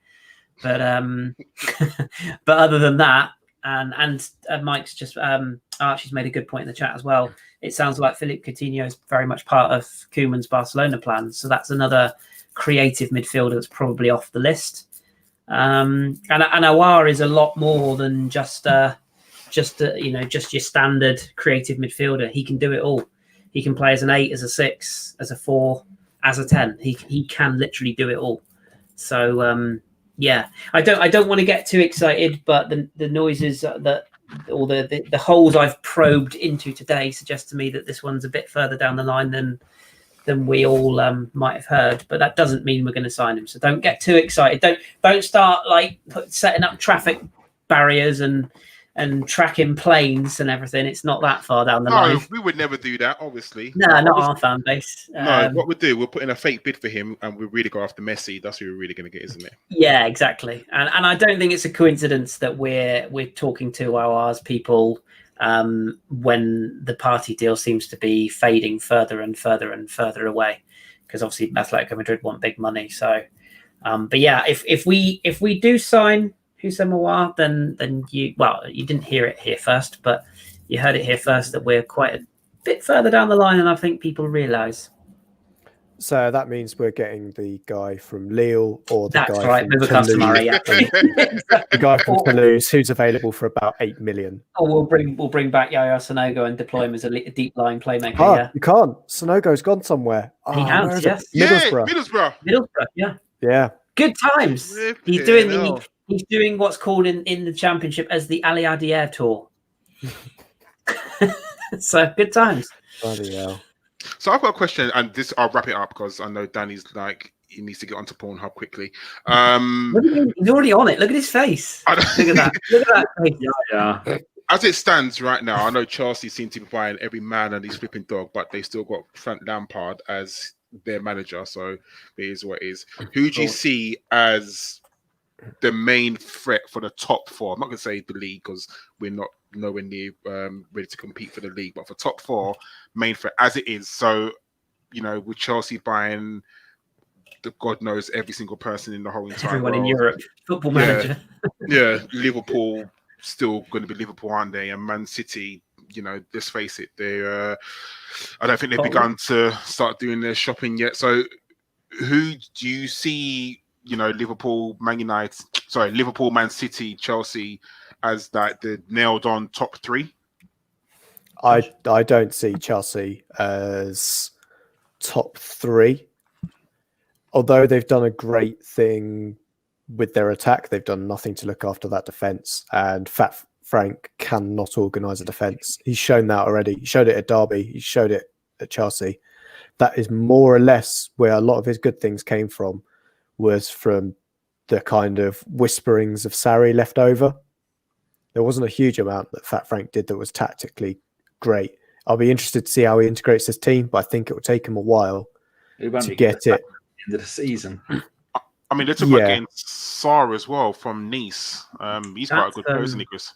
Yeah, it's pretty much done again, from what I can gather. But they'll just send him out on loan, though. He'll be a Vitesse Arnhem player by the end of the week. there is, that was the initial talk that they'd bring him in and then ship him out. I like Sarr on a free. I'm quite surprised we didn't sniff around that one, but I think obviously Gabriel was a better deal for us long term. So yeah, I think that the biggest threat to our top four hopes is Arsenal itself.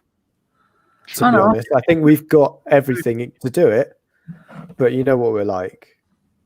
Well, as long as you get the likes of Ozil and Guendouzi out, and then you saw today El Neni, he's come back to the club and he was really, really good. He was the one in the defensive, the two in midfield that went back and got the ball, and that's the kind of atmosphere that I think Arteta's now got at Arsenal. Everyone is playing for each other, and some of the kids looked really good as well. I think, like you're saying, Karl, it's going to be Liverpool, Man City, are definitely going to be the top two, and then Chelsea, us, Man United will be fighting for the next two places, and Spurs are going to have another glorious season of fuck all. I'm not saying. Sorry, I'm not saying El Nene is the second coming of Sergio Busquets, but people forget he's a pretty decent, midfielder. And the way I look at it is, I think Gunnerblog hit the nail on the head when he said clearly we would accept offers, in the right offers we would accept for him, clearly. But if we don't get offers from him, or if Turkish clubs that were looking at him earlier on in the summer can't afford him, there's worse players to have in your squad as a water carrier midfield and somebody who can come in and do a job. There's a lot worse out there than that. Was it 6 million? Everyone's going, "Oh, Wenger's found another one." What a brilliant player he was. He was very, very good at Basel, and he had some pretty good games for Arsenal. As I say, I'm not saying call off the search for a midfielder. We've got El Nene, everything's fine. But I'm saying if somebody comes in and offers us 12 million quid, then I'm telling them to shove it. Like, for me, you either get 20 plus, and I mean that. I'm probably talking euros, but you're talking 15 million to 20 million quid, or not. But whether the market's flawed or not, I don't think. And again, MK Don's friendly. I get it. I'm not going overboard here, but he's always struck me as a guy who wants to work hard. He's always struck me as a guy who, as formerly Noza puts in the chat, more useful than Ozil right now. He's a player that if it was a choice between bringing in Joe Willock for 20 games because you get an injury to a Xhaka, or bringing in El Nene and having Willock as, still learning his trade, I'd rather have El Nene there than anybody else. You need those types of players. Look at what Man City have got. They've got the sort of player. Gundogan is a prime example. He might not be fashionable, stylish, whatever, but he's an international player, as is El Nene, who comes in and does a good job.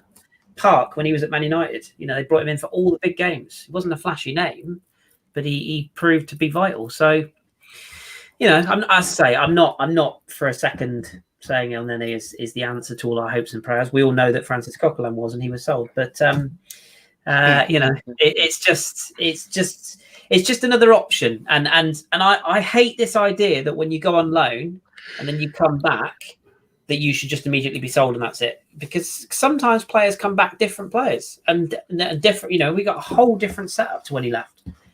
So I'm sure he'll be sold to Everton for 20 quid tomorrow. Now I've said all this, but before we go, go on, Karl. No, I was just going to say I was checking his contract and it ends in 2022, so it's not like it ends next season. We have to sell him to get money for it. Yeah. I know Kris has been. When we get Kris on, he knows all the juice. What's the final word on Guendouzi? Will he be playing for Arsenal next season? No. Oh, will he be a loan or sold? No, he'll be sold. There's a couple of clubs looking at him. One of them is PSG, and PSG are actively. He's another one of those who PSG let go young, and the fact that they've been, lost the Champions League to one of their own academy players, I think they're looking at Guendouzi and giving it serious consideration. I'm not saying he will end up there, but he ain't going back to France unless it's PSG, because he's already rejected the move to Lyon because he sees it as a step down. He's burned all his bridges with Arteta, which is a shame. I genuinely think he's going to be a really good player. I think we all, in 5 or 6 years' time, we'll be looking at how did we let him go? It'll be another Serge Gnabry thing. It's down to him. It's down to him and his attitude, though. If he doesn't want to work hard, he'll be another Adrien Rabiot, and he'll get one big move to Juventus and never play, and that'll be it. I believe Inter are quite keen as well. So and I think at this stage, if you've got a player like that who clearly has burnt some bridges, despite his attitude, he is a sellable asset, and we probably will be looking at 25 mil for him realistically. So. Yeah, he won't be an Arsenal player in the next 2 to 3 weeks. I would probably put my head on the block and say that. I think with all these little, plus Leno's back and he looked good today, and with all these little deals that we got going on, we play with Maitland-Niles and Guendouzi and a few others that we might be able to get rid of. It's going to take the wages down. It's going to bit by bit build up our transfer fund, so we might be able to go for someone big-ish. The Lacazette stuff's gone quiet as well. I mean, I still hope he stays. But that's gone very, very quiet all of a sudden, hasn't it? Nobody's talking about that. I think we'd be mental to sell him unless we had a replacement. I think we'd be. The thought of going into next season with only Aubameyang and Eddie Nketiah is something that's we'd have to get a replacement. And I'm just everyone keeps. Do you know what? I'm laughing to myself, and I know there's no hope. But we're going to get Messi. I'm 100% certain. You all laugh now. But when he fucking walks out, Karl, even if you auctioned off the London Underground, because we all know that you own it, we still couldn't afford it. I mean, even if they agree to let him, and we all know, we've been here before. We all know what's happening. This is Messi going. I want to get rid of the president gone. Exactly, and no, everybody, all this. No player is bigger than the club. That is true in all cases except Lionel Messi. The only way he leaves Barcelona is if he genuinely wants to leave, which I don't think he does, and if that president stays. I just can't. I can't see it. I am 100% same as you. I just can't see. I can't see Messi leaving, and even so, even if he does go, and they say, "Okay, you're going to be available for 150 mil at 33," he's still probably worth about 150 mil just because of his image rights and all sorts. Then on top of that, you're talking £500,000 a week wages. He's on 50 million a season, isn't he? So again, you're talking. There's probably 2, maybe 3 clubs in the world that can afford that. Inter, Man City. Yeah, that's what I was thinking. I was thinking. See, it's going to happen. But I was thinking maybe into PSG, or I mean, I can't see him going PSG. PSG can't afford him. FFP will even with the. Yeah, you don't know. And PSG can't. I mean, as juicy as that. I mean, imagine PSG with Neymar, Mbappe, and Messi. I mean, that would be outrageous. But no, for me, it's Inter could do it because they've got the facilities to move around enough chess pieces. Juventus could probably do it, but I guess it would depend on Ronaldo and a lot of brown envelopes going in lots of different directions. And we know Man City could do it because of Pep. And basically whatever Pep wants, Pep will get. And there is no restrictions particularly with what's gone on with Man City now. They took on UEFA and won, for Christ's sake. There's nothing stopping Man City. But I just think we know Joel in our group, Karl, that with the hipsters, Josh will tell you, and he told us before it had even reached Twitter. I think I'm right in saying Josh earlier on, he told us what was going on. The fact it's gone, the fact it's on Sky Sports, the fact it's in the media, to me says big PR. Now it's public. Oh yeah, that's been leaked. Like, yeah, all they want is, like I said, I think I was discussing with Femi, like he just wants the president gone, and once the president's gone, all of a sudden he'll sign I don't know, an extension, a year extension, and get an extra mil out of the deal or whatever. But yeah. I can't see him leaving. To be honest, how we really, really, really need a midfielder. You know how, like, under the years of Arsene Wenger, we really, really needed centre backs and new defenders, and we always bought a diminutive playmaker. Messi's coming. Messi's coming. It would make sense. Yeah, he's coming. I'd love to see him rock up at somewhere like Stoke. Like, imagine that'd be brilliant, wouldn't it? But I'd love to see him in the Premier League, and even if he was playing for Man City, I genuinely would love to see him, because although I think it's really credible that players stay at one team for the whole career, I would just love to see him if he can do it in the Premier League. Don't get it wrong, I have no doubt that he could do it in the Premier League. I have no doubt whatsoever. I would just like to see him play in the Premier League, just because it's a risk, though, isn't it? I just want to see Sean Dyche's face explode when Messi plays Burnley away. Can you imagine? at 33, it's a huge gamble for Messi, because if he does go somewhere else and he does tarnish his reputation, like you said yourself, Karl, the image rights, the sponsorship deals. Let's not forget as well that he has a very convenient arrangement with the Spanish tax authorities right now. That goes out the window if he leaves Spain. So, again, little things you've got to consider that go on behind. I think Ronaldo had to move heaven and high water to escape jail time, didn't he, when he had those tax issues when he moved to Italy? So there's probably a lot more. Imagine being the person behind arranging the deal for Messi to move. Imagine how much red tape there is to cut through for a 33-year-old who I still think he's the greatest footballer of all time and continues to be. I think he pisses on Ronaldo personally, but he is still going to be in decline at 33.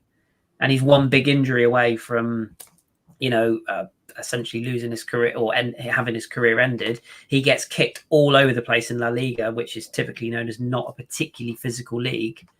Premier League, Serie A and Liga in particular are a lot more physical, whereas La Liga is a lot more technical. So, I'll hold my hands up if I'm wrong, but I would be shocked to see him go anywhere. Barcelona have got plenty of other people they can ship out to cover the money they need, and Vidal, Rakitic, Jordi out, and there's loads that Suarez is going. They'll be fine. They'll be fine. Well, there you go. Anyone else want anything else to say? Sorry, we've just rambled there, but I feel like our listeners like it. Nobody's moaning about us in the chat. No, this is for Don. Listen, can't breathe from my left nostril, so I am officially a Harry Kane mouth breather. It's content right there, boy. Yeah. I was just looking. Someone put in the chat that Inter get away with it because they sell a load of players to China. Avon put it, send a load of players to China and then loan them back. Well, they don't, Avon. They've had a look. I didn't think they did. They've had one. Eder is the only player to go to or from China via Inter Milan in the last 4 seasons. It was Atleti that did that with Carrasco and Gaetan, and there's one other whose name escapes me. But I'll let Avon away with that because he's usually right on everything else. Bless him. Right, anybody else got anything else they want to cover? That's been really good. I've enjoyed that transfer talk. That's 2 shows in one, people. You've had a bargain there. Bonus. We should just mention, anybody doesn't know, that we've beaten MK Dons 4-1 in a behind closed doors. Well, they're all behind closed doors, aren't they? We beat them 4-1 with a largely mixed side. The only other thing I would add to the fact is surely we're going to get an Aubameyang contract announcement imminently. Now he's back in the country. He played the first half tonight. Surely they can't keep dragging this on for. I think it's been signed for about a month now, personally, but surely that's going to get an announcement fairly soon. I imagine I'll do Gabriel first, and then I think what happened was we accidentally made redundant the kid that looked after the stationery cupboard. That's what I think. Or maybe scurrying around Highbury for a biro. Maybe we fired the Arsenal admin on Twitter, and that's why he posted that thing yesterday, because we fired the wrong guy. But yeah, I mean, surely that's got to be announced, because we need to close doors, don't we? As well, new teams. The longer this drags on, the more people are going to start to go, is it? I mean, I think it's been done for easily a month. I think that's one of the things, though, that whilst we're ignorant to whether or not it's happened, the people in football that are actually trying to sort out these deals will know that Aubameyang has signed a new contract. So whilst Sky Sports ticker will say that Barcelona are readying up a £200 million bid for Aubameyang, that everyone will know behind the scenes that that's bollocks. And there'll be clauses in contracts that state, no club can leak that information until we make it public and stuff like that. So you'd imagine that's the case. But we won that friendly, and by all accounts looked fairly good. Like you said earlier, good to see Leno back, and we've got some other friendly on Saturday against some team from the north. Don't know who they are. But... Saliba had one good point where he was running back to goal. The bloke had the ball, slid in the penalty area, took the ball out, and put it out for a corner. He looked sharp. I thought he did look sharp tonight. I mean, obviously, I already know what we're getting with him, but he looked good. He looked settled. He's I think the thing that people again don't realise is how confident he is until you actually see him play. He wants the ball all the time. He's very aggressive in the challenge, which who'd have thought an Arsenal centre-back who's aggressive and wants to win the ball. And unlike, God bless him, Skodran, he stays on his feet a lot more. So, I think we're going to see good stuff from him. But it's good to see him finally sort of in our colours and out there, and no injuries as far as I know, which is always the big thing at this time of year. The only player injured was one of theirs. I was thinking, if we buy in the Gabriel and we bought Pepe, wouldn't it? That's 110 million. Couldn't we have just bought Lille for that? Midfielder.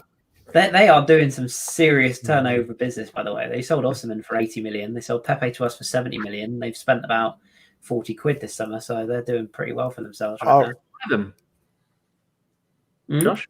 So I was going to say, there's the other rumor talking about Lille and thinking about Eurostar destinations. No, Amsterdam is now a Eurostar destination. So, Bergkamp is coming because, he doesn't fly. So we can't track that plane. Track that train. Train trackers. Planes, trains, and automobiles. Yeah. It would be good, wouldn't it? I mean, imagine having Dennis back. Oh, we signed a set play guy from Brentford. The Brentford dude. Yeah. The guy that didn't improve their set plays. So I'm seeing a couple of tweets. I'm quite excited by that, though. I quite like that idea. Does he imagine if you get Bergkamp back, he might finally get a statue outside of the stadium? Maybe we should. Do you know what I would do just for bants now? Like if I was a small-time London-based sculptor, I would make a statue of Paul Ince and just shove it on the concourse for shits and giggles. The governor, player, but he's a shit pundit, like most of them are. Govern my ass. Self-proclaimed governor. I was going to say. Yeah, there's that brilliant thing of the Battle of Old Trafford was it 92 when he's getting... no, it wasn't Battle of Old Trafford. It was against Leeds, wasn't it? I think in 92 where he's just getting the shit kicked out of him on the floor, which is quite amusing. I wanted to ask you a question, Danny. As a man who, like me, is a bit old-fashioned and remembers the days of like the first Premier League season and that. Are you happy or not happy that Leeds are back? I think it's probably going to be good for football. I don't like the same teams going down and coming up again. I like the money to be spread around. And Leeds are a ginormous club. They have...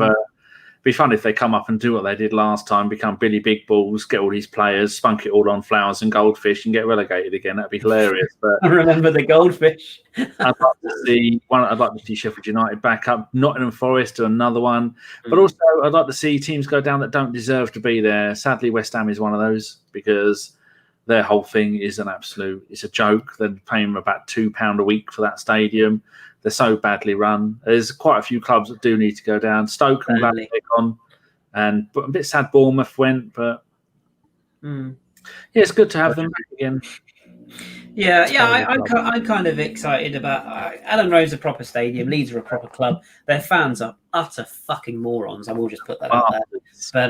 But yeah, they are a big club, and I'm kind of, it just brings back like days of like the Man United Leeds derbies, and I will never forget that game we beat them. Was it 4-1 in the Invincibles?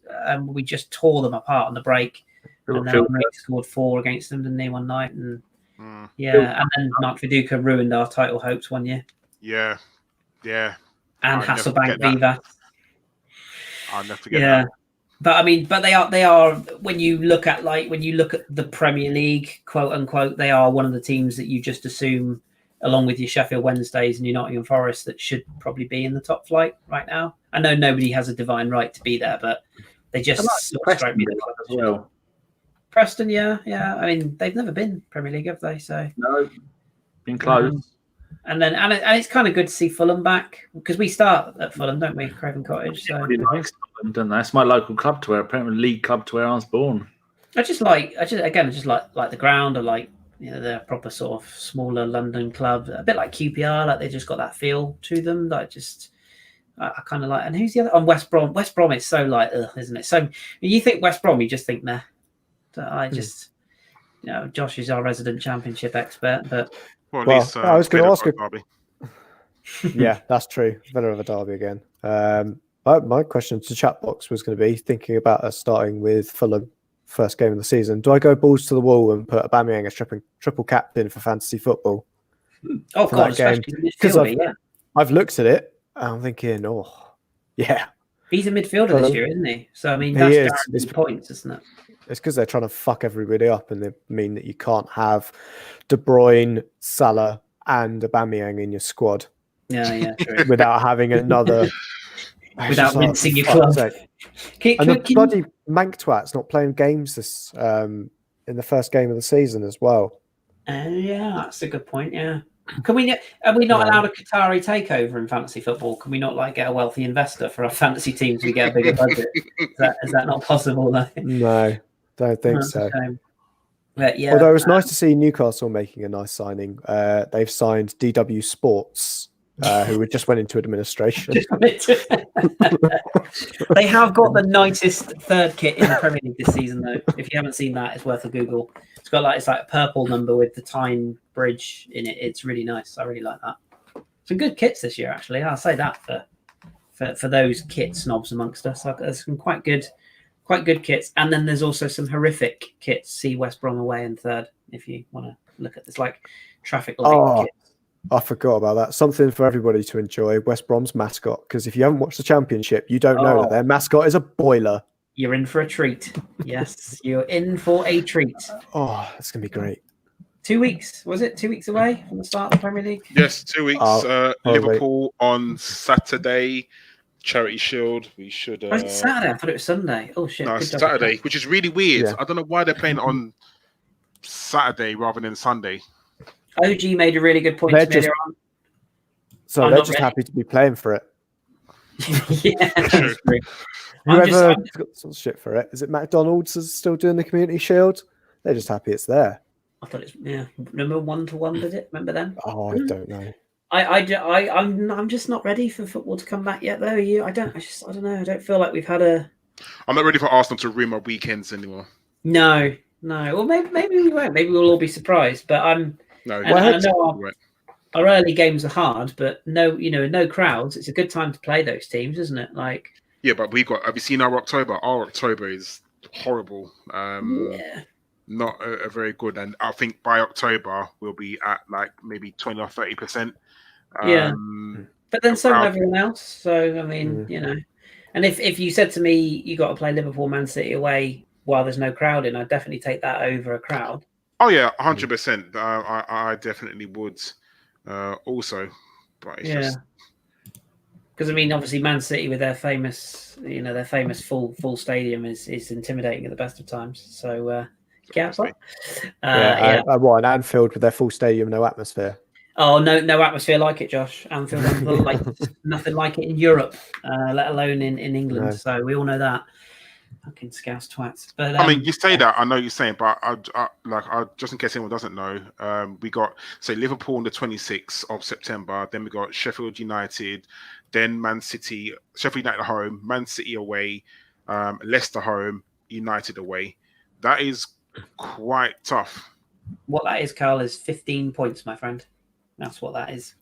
15 points. Yeah, and at least 6 penalties to Man United every time Bruno Fernandes gets anywhere near the box. Bruno stat pad Nandes, yeah. Awesome. Yeah, I mean, bring it on. But we're, I don't know. I just don't feel like we've had any sort of break. I can't even get my head around the fact that it's like almost winter again. It's like this year is just a mess. And of course, we've got the inevitable second spike of COVID, which will probably arrive around about November. So that'll be something to look forward to as well. So, good times ahead. Here's what it is. Danny, wrap it up. Yeah. Yes. Well, congratulations to Mr. Aubameyang for winning 2 trophies. You can stick them with the rest of the trophies you won at the club. That's a good enough reason to stay, just so you get the same ones again next year. Thank you to everybody who joined us. It's been an interesting show. Thanks to Karl for remembering that he has the same car with the same wheels and it's the same colour. Thank you, Daniel. That's okay. Thank you for Josh for coming out in support of Harry Maguire. Everybody is welcome. I've spent a lot of time in lockdown, and I'm sure Harry will do it from a place which has got a nice, more temperate climate. Yes, poor old slabhead. And finally, thank you very much to Kris. That's been some really interesting transfer news you got there. Remember, people, it's just what he thinks might happen. He doesn't actually know any of the people involved. And so when it doesn't happen, don't bully him on the internet because he's...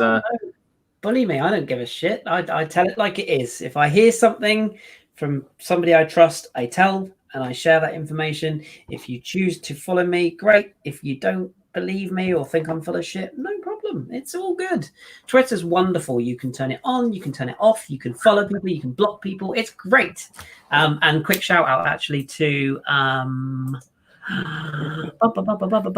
Hoppy First. We all know him as Hoppy. We know Hoppy. Hoppy's been around for years.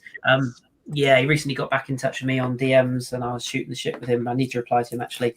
But yeah, he was making a really good point how every fucker is suddenly in the know this summer, which is amazing, isn't it? But no, I've got plenty wrong, but I've also got plenty right in terms of French links. I should stress I don't have a lot of knowledge outside of the France stuff, but yeah, I'll say if you want to believe it, do. If you don't, that's fine, no problem. Jolly good. Right. Yeah, keep your eye out, people, for the membership thing, and we're not taking it overly seriously. So if you do want to do it, feel free, but you'll get fuck all from doing it, apart from a little bit of a giggle. Right. Thank you, everybody. This has been the awards for the 2019-20 season. Thank you very much for voting and joining in. It's been fun, and we will be back sometime in the next week or so with maybe 2, 3, 4 shows. Who knows? And if we buy someone, that'll be yet another show to do. Right. Cheerio, bye. That'll be bum. Goodbye, Messi. Bye, Messi.